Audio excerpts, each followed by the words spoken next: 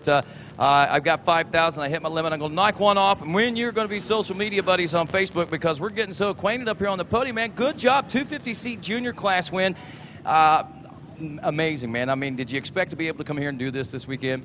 I saw my speed in all the heat races and felt good in practice, so I just said I need to get it done in the mains. And you've done that. And this one was a little more challenging, I think. Tell me about that. Yeah, I was battling with him in my first race. He ended up passing me on a yellow flag, but I don't know what happened with that, but I got it done this race, so that's all that matters. That's what matters, man. You got the #1 plate. Who do you want to say thanks to? My mom, my dad, my stepdad, my papa, my Uncle Damon, Fly, 60, 100%, everyone at Club Max, Mike, Van, straight to my trainer, Joey, Hoosier, Step Up and Max, and anyone else I forgot. All righty, there you go. Congratulations, Kai Jun. And there is Kevin Bailey to give you that Majors #1 plate for the Ricky Carmichael Amateur Supercross. And as we said, there is your 250C Junior 12-17 Majors champion, Kai-Jun Simons. And we're back here for the Masters 50 Plus. No surprise, John Gruey putting it to everyone right now. He nailed the start and is getting away. Gruey getting younger and faster by the year. And he did it from the inside of turn 2. Okay, Really? No slingshot, no what? Wow. Had a perfect arc somebody did on the outside. Gruey's the only guy really that made the inside work today. I've only seen it work like twice. So it still worked. Yep. Somebody else was the good line, Absolutely. and he still has. I mean, look at this on your screen right now. The lead is already built up. John Gruey. And if Gruey's in it, you know who else is going to be there. Barry Karsten, who's in second. Uncle Barry. That's right. So Gruey getting away.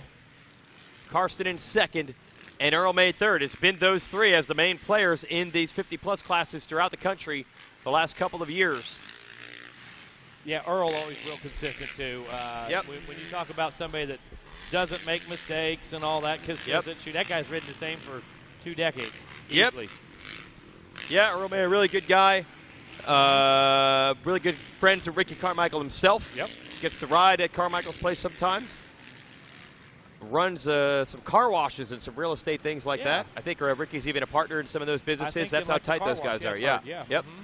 So that's what we love. We talked about it this morning. All three of these guys, Karsten, Gruey, and May, have had regular full-time jobs the whole time, even when they were professional. Right. Even when they're winning these amateur races. Take notes, kids. It can be done. Yes. You can do it. Absolutely. Yep. I mean, seriously, how much riding and training time? You can't do 14 hours a day on a bicycle. No, not when you're in the store for 14 hours a day. Yeah. But you don't need to. Yeah, You can't train for 14 straight hours. Right. You can do it after work. That's what these guys are doing. And Gruey's good, man. You can see, though, track's pretty rough. I don't think quite the pace that Gruey had this morning, but it's more than enough to get away.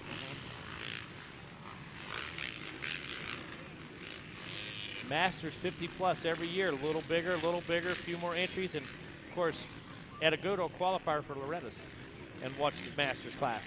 Oh, yeah. Holy cow. Sometimes 2 gates.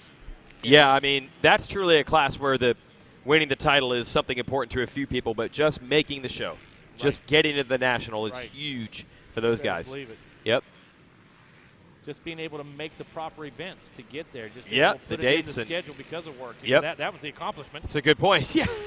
Okay? That's right. Not getting fired while you did it. Yeah. Getting the right days off and making the trek. So here's Gruey. His gear looks brand new out of the package because they haven't been able to roost him. Lap traffic, he's able to negotiate pretty clean also.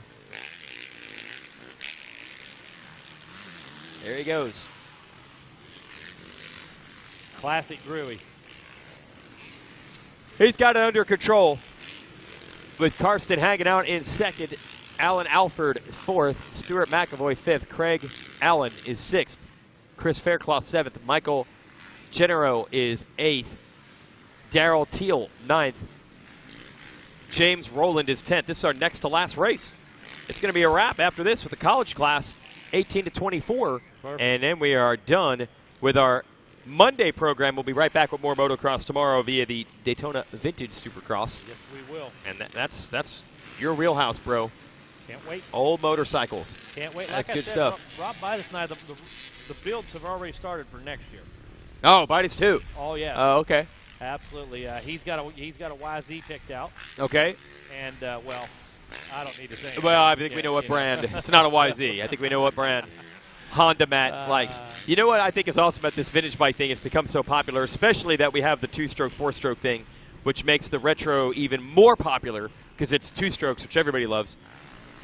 You know, some of the bikes that people will put a picture out, they'll be like, dude, that bike was so sweet. Some of those bikes weren't sweet. But it's like any old 2-stroke is now considered awesome. When I said you can go into the shop today and not buy a piece of junk, That wasn't true in 1979. Right. There were Okay. some bad ones. Stay There were away- some bad stay ones, away yeah. from that 81 such and such. Yeah. Because it breaks. Somebody put a picture of Damon Bradshaw on a 91 YZ125 at the Motocross of Nations. And they're like, dude, that bike was so sick. I'm like, it was not sick. That bike was not sick. That was known as one of the slowest 125s It ever. was. 5 years later, they had a good bike. Right. But now, I don't care. It's an old 2-stroke. Sick. Right. Yeah. Right. Yeah, there were bad ones. You know what? People feel the same way about that old Hemi Roadrunner. Oh, it was awesome. Yeah, it yeah, was yeah. bad. Go drive it. Yeah, go to the Ford garage today, drop $40K, and buy 600 horsepower. Yeah, exactly. Okay. Go drive that car now, and you'll be like, whoa, it doesn't stop. Yeah, and by the way, it pulls to the left Yeah, every the time whole it time. takes off. Yes. So, yeah. Yes. Uh, Yep. That's what nostalgia does, and we're gonna just bathe in it tomorrow at the Daytona Vintage Supercross. John Gruey raced a lot of those bikes. oh, sure. He was at the Absolutely. first Loretta Lynn's in '82. He raced there. I think he only missed it 4 or 5 times total Right. in the entire time they've held the event. Here he comes, white flag for Gruey, and another championship is coming his way. Another day at the office. Really, just winning races, man. You know, I built some extra stalls. I built 3 new stalls for bikes and, you know, a couple Mustangs. And Gruey builds an addition for trophies. Yeah, really. You know. Yeah, exactly. He bought a second house beside Just it. He bought for- the neighbor's yeah. house. Used it for a trophy Just room. for That's his man zone, the neighbor's house. yeah, his man cave got covered. It's just filled with trophies.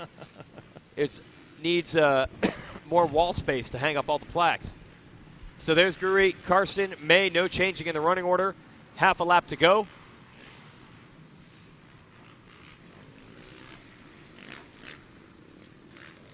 Then College Boy, and that's a wrap.